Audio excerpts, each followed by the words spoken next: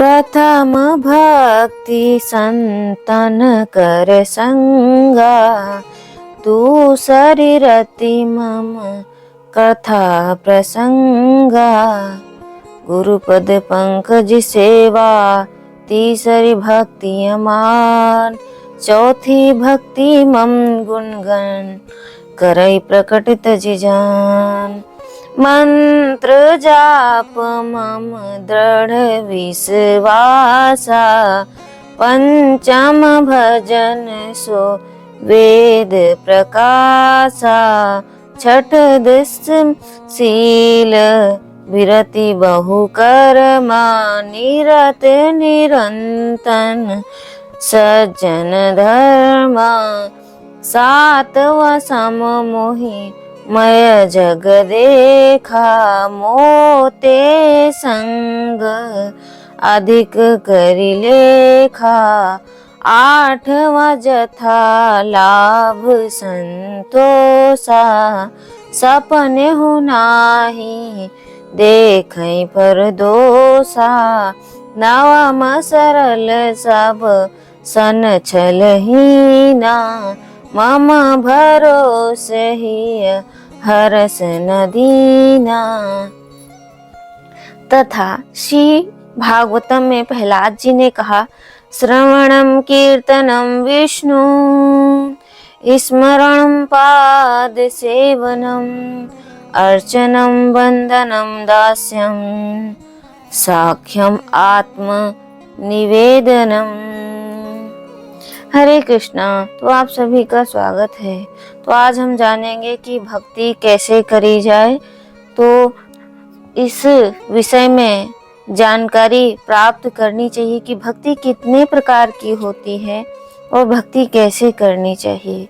तो हम आपके लिए लेकर आए हैं नवधा भक्ति। भक्ति ही एक ऐसा साधन है जिसको हम सभी सुगमता से कर सकते हैं और जिसमें सभी मनुष्यों का अधिकार है। इस कलयुग में तो भक्ति के समान आत्म उद्धारक के लिए दूसरा कोई सुगम उपाय है ही नहीं, क्योंकि ज्ञान, योग, तप, यज्ञ आदि इस समय सिद्ध होने बहुत ही कठिन है और इस समय इनके उपयुक्त सहायक सामग्री आदि साधन भी मिलने बहुत कठिन है। तो कलयुग में शुद्धता है ही नहीं कोई शुद्ध है, ना ही शुद्ध सामग्री है। और अगर शुद्धता से हम यज्ञ करना चाहते भी हैं तो हमारी इतनी क्षमता भी नहीं है। तो हम भक्ति कैसे करें शुद्धता से, इन्हीं सब विषयों में जानने के लिए इस वीडियो को सुनना बहुत जरूरी है।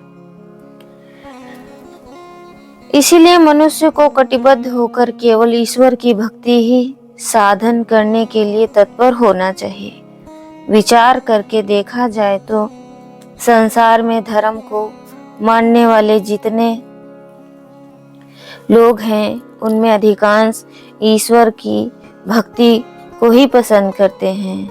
अब हम आपको यह विचार करना चाहिए कि ईश्वर क्या है और उनकी भक्ति क्या है, जो सबके शासन करने वाले हैं, सर्वज्ञ, सर्वशक्तिमान, अंतर्यामी हैं, न्याय और सदाचार जिनका कानून है, जो सबके साक्षी हैं, सबको शिक्षा, बुद्धि और ज्ञान देने वाले हैं, तथा जो तीनों गुणों से अतीत होते हुए भी लीला मात्र से गुणों के भोक्ता हैं, जिनकी भक्ति से मनुष्य संपूर्ण दुर्गुण, दुराचार और दुखों से विमुक्त होकर पवित्र, परम पवित्र बन जाता है, जो अव्यक्त होकर भी जीवों पर दया करके जीवों के कल्याण एवं धर्म के प्रचार तथा भक्तों को आश्रय देने के लिए अपनी लीला से समय समय पर देव, मनुष्य आदि सभी रूपों में व्यक्त करते हैं होते हैं, अर्थात साकार रूप से प्रत्यक्ष प्रकट होकर भक्त जनों को उनकी इच्छा अनुसार दर्शन देकर आह्लादित करते हैं। और जो सतयुग में श्री हरि के रूप में, त्रेता में श्री राम के रूप में, द्वापर में श्री कृष्ण के रूप में प्रकट हुए थे। प्रेममय, नित्य, अविनाशी, विज्ञान, आनंद घन, सर्वव्यापी हरि ईश्वर को समझना चाहिए। इस विषय में विशेष जानना हो तो भगवान क्या है तो आप देख सकते हैं। अब भक्ति किसका नाम है, इस विषय में विचार करना चाहिए। महर्षि सांडिल्य ने कहा है, स परानुरक्ते ईश्वरे, ईश्वर में परम अनुराग यानी परम प्रेम ही भक्ति है। देवर्षि नारद भी भक्ति सूत्र में कहा, स त्वस्मिन् परम प्रेम रूपा, उस परमेश्वर में अतिशय प्रेम रूपता ही भक्ति है। अमृत स्वरूपा चा, और वह अमृत रूप है। इस प्रकार और भी बहुत से वचन मिलते हैं। इनसे यही मालूम होता है कि ईश्वर जो परम प्रेम है वही अमृत है, वही असली भक्ति है। यदि कहें कि व्याकरण से भक्ति शब्द का अर्थ सेवा होता है, क्योंकि भक्ति शब्द भज सेवा याम धातु से बनता है, तो यह कहना भी ठीक ही है। प्रेम सेवा का फल है और भक्ति के साधनों की अंतिम सीमा है। जैसे वृक्ष की पूर्णता और गौरव फल आने पर ही, इसी प्रकार भक्ति की पूर्णता और गौरव भगवान में प्रेम होने में ही है। प्रेम ही उसका पराकाष्ठा है और प्रेम के लिए ही सेवा की जाती है। इसीलिए वास्तव में भगवान में अनन्य प्रेम का होना ही भक्ति है। यद्यपि ईश्वर की भक्ति सभी जीवों का अधिकार होना न्याय मुक्त है, क्योंकि हनुमान, जामवंत, गजेंद्र, गरुड़, काकभूषुंडी और जटायु आदि पशु पक्षी भी भगवान की भक्ति के प्रताप से परम पद को प्राप्त हुए, परंतु मनुष्य अतिरिक्त पशु पक्षी आदि में ज्ञान साधन का अभाव होने के कारण वे ईश्वर की भक्ति नहीं कर पाते। तो मनुष्य जन्म जो है वो बहुत ही दुर्लभ है, क्योंकि मनुष्य के पास बुद्धि है, ज्ञान होता है, तो ईश्वर की भक्ति कर सकते हैं। लेकिन पशु पक्षी, उनके पास ज्ञान और साधन का अभाव होने के कारण वे ईश्वर की भक्ति नहीं कर पाते। इसीलिए शास्त्रकार ईश्वर की भक्ति में मनुष्य का अधिकार बतलाते हैं। ईश्वर की भक्ति में आयु और रूप का तो कुछ भी मूल्य नहीं है। विद्या, धन, जाति और बल ये भी मुख्य नहीं है। एवं सदाचार और सद्गुण की तरफ भी भगवान इतना ख्याल नहीं करते, वे केवल प्रेम को ही देखते हैं। किसी कवि ने कहा है कि व्याधस्य आचरणम ध्रुवस्य वा वयो विद्या गजेंद्रस्य का जातिर्विद्युस्य याद पावते रुद्रगस्य किम पौरुषम कुब्जायः कमनीरूपयम् अधिकम किम तत्सुम दाम्नो धनम भक्त्या तुष्यति केवलम न चा गुणो भक्ति प्रिय माधव। व्याध का कौन सा अच्छा आचरण था? ध्रुव की आयु ही क्या थी? गजेंद्र के पास कौन सी विद्या थी? विदुर की कौन सी उत्तम जाति थी? यादवपति उग्रसेन कौन सा पुरुषार्थ था? कुब्जा का ऐसा क्या विशेष सुंदर रूप था?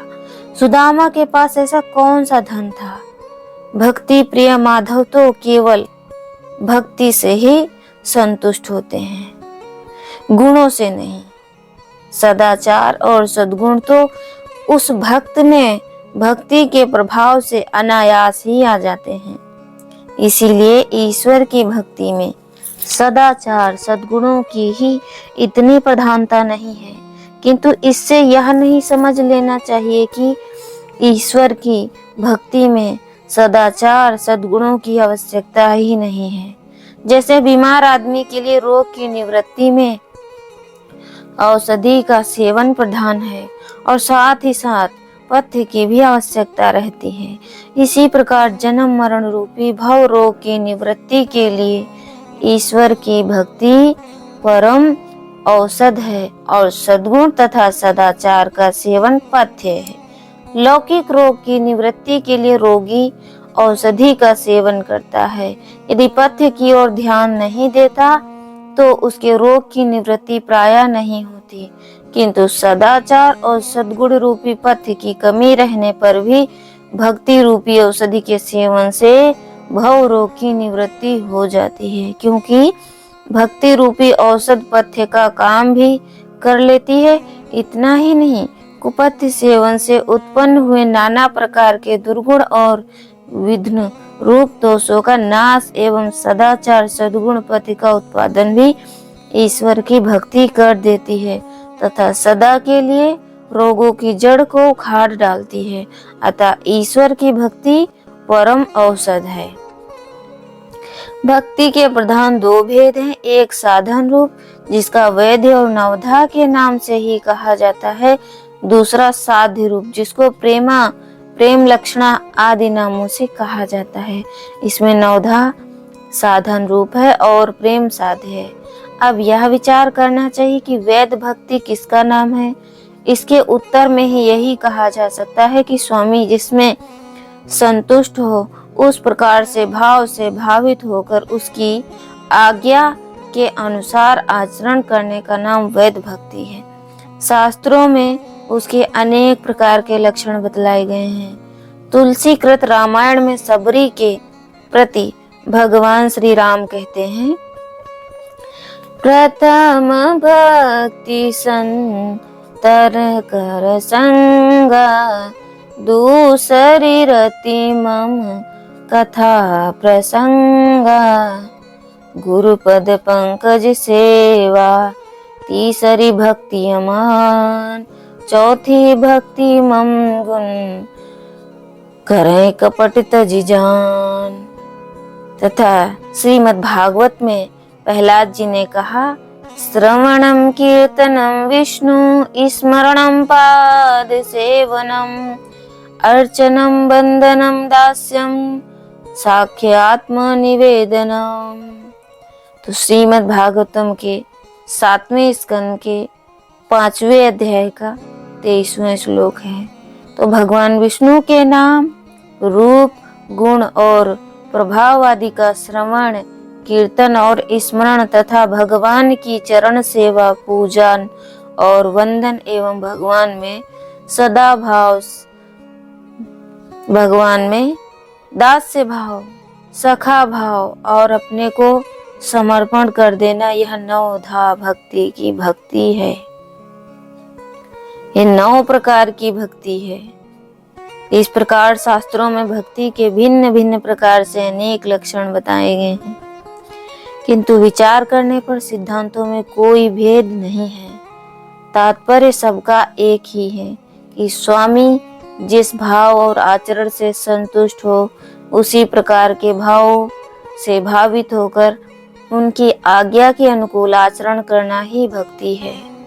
अतः श्रीमद् भागवत में प्रहलाद ने के द्वारा बतलाई हुई नवधा भक्ति के विषय में उसके स्वरूप, विधि, प्रयोजन हेतु फल और उदाहरण दिग्दर्शिका कराया जाता है। इस उपयुक्त नवधा भक्ति में एक का ही एक अच्छी प्रकार अनुष्ठान करने पर मनुष्य परम पद को प्राप्त हो जाता है। फिर जो 9 को अच्छी प्रकार से अनुष्ठान करने वाला है उसके कल्याण में तो कहना ही क्या है। तो हम जानेंगे नवधा भक्ति क्या होती है। तो अभी तो नवधा भक्ति ही हमने श्रवण की। इसके आगे जो नवधा भक्ति के गुण हैं जैसे श्रवण, कीर्तन, तो इनके बारे में विशेषता से जानेंगे।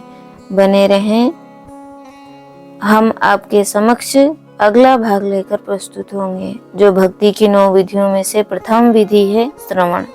हरे कृष्णा।